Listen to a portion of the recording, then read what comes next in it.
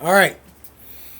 Now, as I said, you have to be able to draw any of the first atoms, first 20 atoms in this rather elementary way. Oh, there. Keep going left to right. So, we're drawing, I don't know what we were drawing. Boron. Say let's draw carbon. I'll skip to that. Carbon's good atom. Carbon is atom number what, Zaylin? 6. So how many protons does it have? 6. Yay, it's that easy. Atom number 6 has 6 protons. 6 protons with carbon.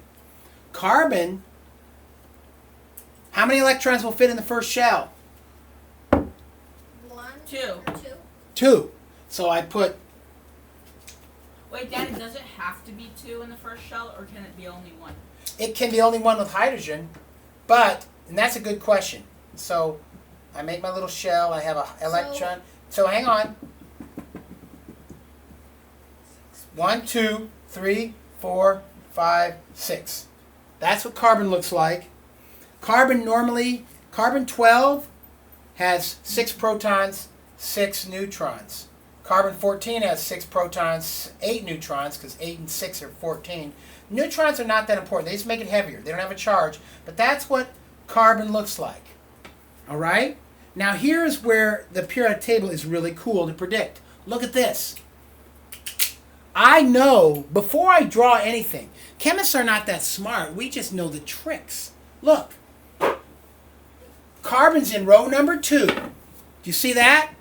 And it's the 4th element over. 1, 2, 3, 4. So I already know. It has 2 shells and 4 in its second shell. I know this has 2 shells. I know this has 3 shells. I know this is going to have 4 shells. I know this has 1 shell because it's in row 1. I know this has, and now this is where it gets really great. This, everything in column number 1 has 1 electron in its outer shell. Everything in column number 2 has 2 electrons. So I know everything here has 4 electrons. It's kind of like, and as it gets bigger, it doesn't follow the rule. Columns are about the electrons, and rows are about The electrons. The columns are about the electrons in the last shell, and the rows are about the shells. Now here's where chemistry is also has little patterns. They call this the periodic table because it has periodic patterns. It has periodic trends. And that's where the first scientists started putting them together. That's why we're not going to probably find elements on other planets that don't exist because there's no 6.5. You either have a proton or you don't. Well, if we want a new element, we have to figure out something. What happens if you have half?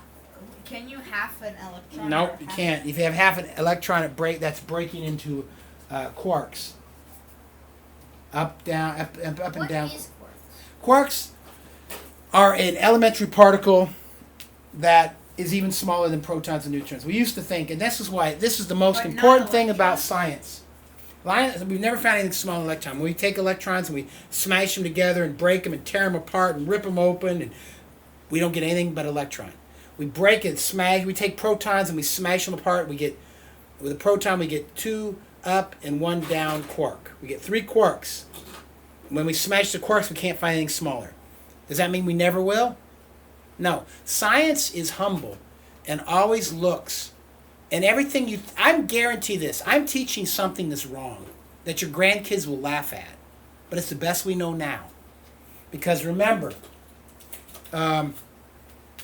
we all look through a glass darkly. When I'm looking at my hand, I don't really see my hand. I just see this. That's my hand, and that's better than the image we have of an atom. If you said to someone, "Hey, that's Jason Godwise's hand," that's not my real hand, but it's the image of a hand, right? It's our best idea. And when you look at this, when you see my hand, photons are coming in, hitting my hand, bouncing off of it, going through your eye, going into your eye, hitting your optic nerve. Brain is registering something that's showing this image of my hand, but that's not really my hand. Your eyes are just as, we just are arrogant and assume, hey, I'm seeing his hand as it really is. No, you're not.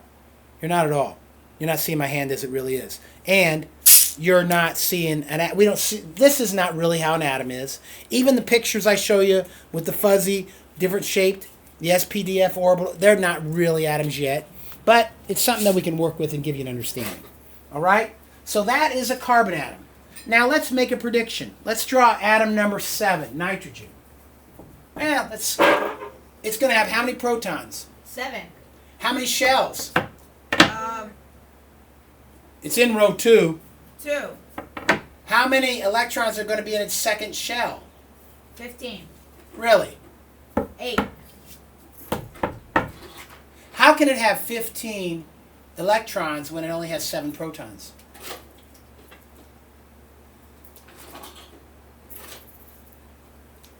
That would make it have a charge of what's negative 15 and positive 7?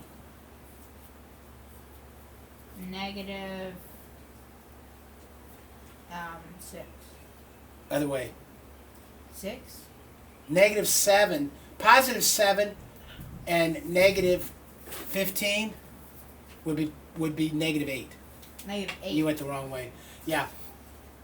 So this should be, it should have 2 shells, and it should have 1, 2, 3, 4, 5 electrons in its second shell. Let's see if it does. Let's see if our periodic predicting power of the table is useful, is worthwhile. Here we go. Here we go. How many protons in atom number 7? 7. Thank you. You guys better help a little better. How many electrons in atom number 7? Atom number I'm sorry. How many electrons in atom number 7? 2.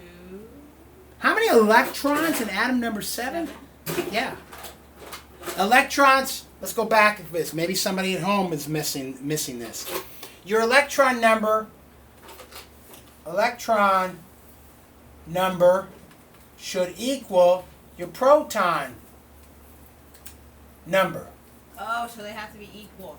Because To the balance proton, out each other? to balance out each other, electrons are negative, protons are positive. If I have a bunch of extra positive or a bunch of extra negative, guess what's going to happen?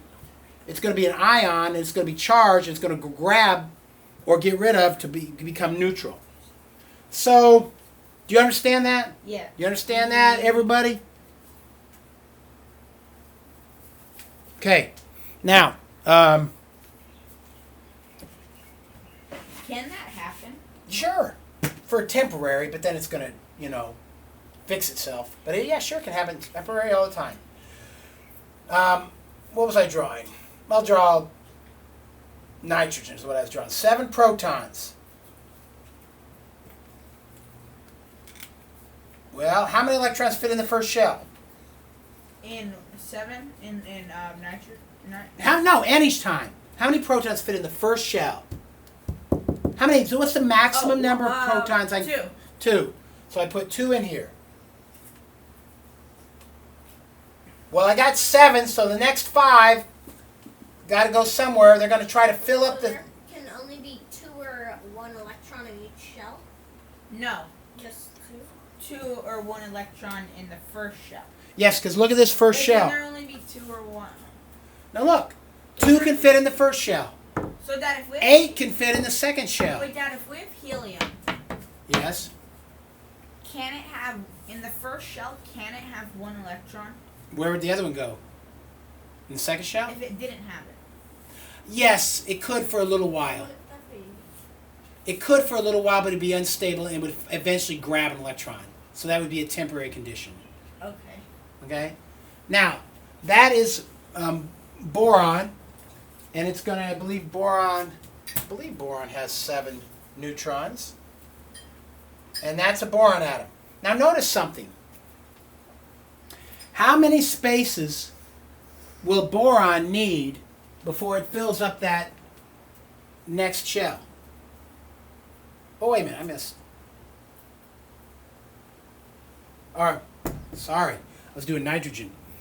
Nitrogen, here, that's nitrogen, not boron. That's atom number 7, nitrogen. How many spaces, how many more electrons can I put in that second shell? 1, 2, 3. So boron has 3 empty spots. You mean nitrogen? I'm sorry, nitrogen. Dang, okay. Yeah, nitrogen messing up everybody. Sorry about that at home. Nitrogen has. What is boron? Boron's atom number 5. I know, but what is it? It's a. It's just an element. I mean, it's kind of a gray. I've seen boron. It's, Like, is it a metal? Is it nope, it's not a metal. It's not. I know that because on Yeah. the top it says the greens are non-metals. But Right. Okay. Now look here. I have nitrogen has 3 empty spots where it can take electrons. This is going to become important. Let's draw oxygen just for fun, because I know we're doing the same thing over and over again, but it's real. It doesn't hurt while we're beginning to try to pay attention and learn this. Let's draw. Yep, we're going to stop. I'll stop. And we'll do